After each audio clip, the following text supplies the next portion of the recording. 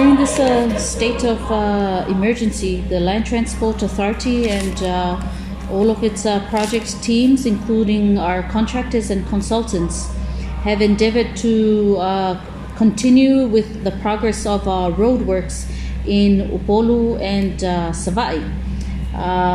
It is imperative that we continue our roadworks as our country is facing the large impacts of the coronavirus. We have seen some job losses of some of our people in the private sector, and through our road contracts, our people can continue to have job security through our roadworks. Starting from the VASIGANO Bridge project, as you know, it is funded by the government of Japan and is being constructed by the Konoike Construction and is supervised by the Central Consultants, who are both Japanese companies. But they have also have subcontracted with some of our local companies and have employed our local people.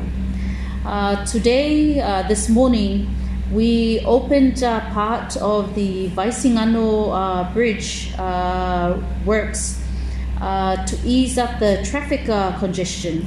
So this morning, vehicles traveling from Mota'a can now go directly to the wharf via the roundabout at the VASIGANO Bridge and vice versa. We aim to open one lane direction for traffic for vehicles heading from Mota'a, passing Juliana Rentals and KK Mart. They can cross on the old bridge and go past Sheraton Hotel at VASIGANO. It is important to note that we have not completed the works, but we have tried to open up a section of this road to ease the traffic congestion. We are targeting to open the new bridge and the new road at VASIGANO for public use by June or July.